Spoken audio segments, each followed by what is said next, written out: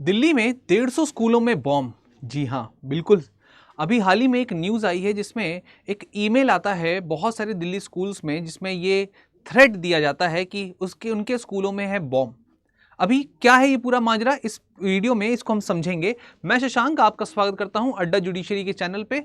और हम आज देखने वाले हैं कि इस तरीके के जो ये थ्रेट आते रहते हैं दिल्ली में, लगभग 150 स्कूलों में अलग अलग तरीके से ईमेल के माध्यम से, फ़ोन के माध्यम से थ्रेट दिया गया कि उनके स्कूलों में बॉम्ब है। जैसे ही स्कूल के प्रशासन ने इस बात को समझा और सुना, वैसे ही तुरंत ही अफरा तफरी मच गई। तुरंत ही सारे अलग अलग बच्चों को, पेरेंट्स को फ़ोन किया जाने लगा और बोला गया कि हमें किसी भी तरीके से जल्द इसको इवैक्यूएट कराना है, मतलब इसको खाली कराना है।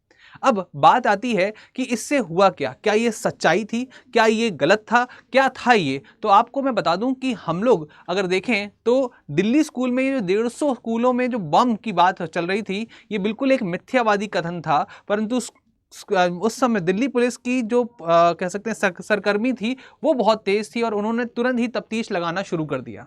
जानने पर यह पता चला कि ये एक रशियन, आप कह सकते हैं अलग अलग डार्क वेब के जो हैकर्स हैं उनके द्वारा किया गया था।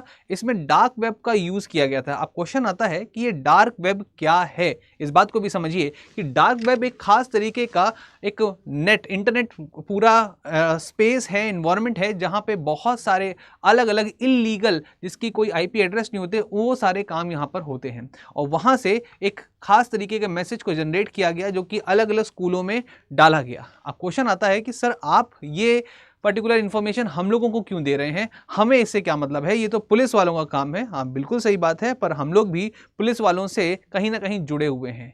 अगर मैं आप लोगों से पूछूं कि आप लोग जो एग्जामिनेशन की तैयारी कर रहे हैं, जैसे आपके अलग अलग जुडिशरी एग्जामिनेशन होते हैं, उनमें से एक बहुत ही खास जुडिशरी एग्जामिनेशन है, वो है क्या, वो है आपका DJS, मतलब दिल्ली जुडिशरी सर्विसेज। और दिल्ली जुडिशरी सर्विसेज में आपको पता होगा इसी तरीके के क्वेश्चंस आते हैं। करंट अफेयर से बेस्ड जो क्वेश्चंस हैं वो आपके आते हैं। तो इससे क्या करंट अफेयर बनता है, इसको आप समझते हैं।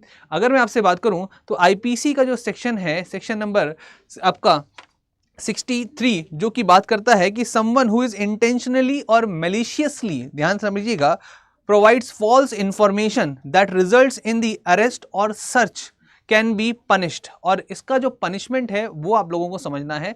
इस तरीके के छोटे छोटे जो कांड होते रहते हैं, इससे आपके जुडिशरी के पेपर में बहुत ज़्यादा प्रभाव आता है। कैसे, यहाँ पर अब क्वेश्चन जो बन सकता है वो ये बन सकता है कि भाई किसी भी तरीके से कोई मिथ्यावादी कथन दिया गया है तो बताइए कि उसको कितनी मैक्सिमम सज़ा हो सकती है। तो कमेंट बॉक्स में मुझे कमेंट करके मुझे बताइएगा कि क्या हो सकता है, कि क्या सज़ा हो सकती है, क्या है आईपीसी का ये प्रावधान। तो मैंने आपको बता ही दिया। आईपीसी का जो प्रावधान है वो कौन सा है, वो है आपका आईपीसी का जो सेक्शन नंबर है वो है 63। आईपीसी का जो सेक्शन नंबर 63 है वो खासकर आपसे बात करता है किससे, कि अगर कोई भी इंफॉर्मेशन जो है वो फॉल्स दी गई है, इंफॉर्मेशन वो फॉल्स है या आपकी मैलिशियस है, और इसके कारण हुआ क्या है, इसके कारण जो सहकर्मी हैं, जो लोग हैं, वो इंफॉर्मेशन के कारण क्या हो रहा है, या तो सर्च हो रहा है या तो किसी तरीके का अफरा तफरी मच रही है, तो भाई ये एक गलत तरीका है, ये एक ऑफेंस के माध्यम से हम इसको जोड़ सकते हैं। और इसकी जो सज़ा है, इसकी जो पनिशमेंट है, ये आप लोगों को ध्यान रखना है। इसकी पनिशमेंट जो है वो है आपकी 2 साल की सज़ा और आपका फाइन। तो इसी तरीके के छोटे छोटे न्यूज़ आप लोगों को समझते रहना है, क्योंकि हर एक लॉ एस्पिरेंट जो भारत में लॉ परस्यू कर रहा है, उसको इस बात को ध्यान रखना है कि कोई भी घटना जो घट रही है वो कहीं ना कहीं किसी न किसी तरीके से लॉ को तोड़ रही है,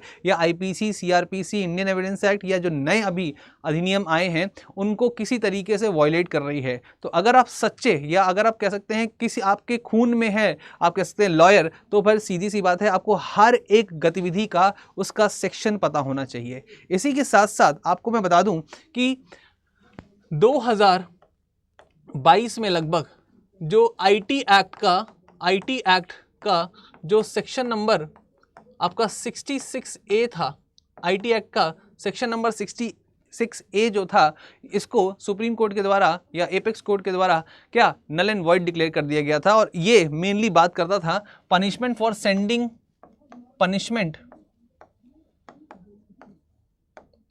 punishment for sending messages, ध्यान रखेंगे, sending offensive messages, इस बात को ध्यान रखेंगे। आ रहा है समझ में चीज़? तो ये आप लोगों के लिए बहुत इंपॉर्टेंट था। तो ये दो चीज़ें आप लोगों को ध्यान रखनी थी, आईपीसी का सेक्शन नंबर 163 और आपका जो आईटी एक्ट का सेक्शन नंबर 66A। ठीक है, तो इसी तरीके की इन्फॉर्मेटिव इन्फॉर्मेशंस के लिए आप क्या कर सकते हैं, आप अड्डा जुडिशरी के चैनल को ज्वाइन कर सकते हैं। और अगर आपको लगता है कि आप आने वाले टाइम में जुडिशरी की तैयारी कर रहे हैं तो आपके लिए एक बहुत ही शानदार बैच है जिसका नाम है जजमेंट बैच। और ये जो जजमेंट बैच है ये खासकर फाउंडेशन वाले बच्चों के लिए है जो कि 2025 और 26 की तैयारी कर रहे हैं।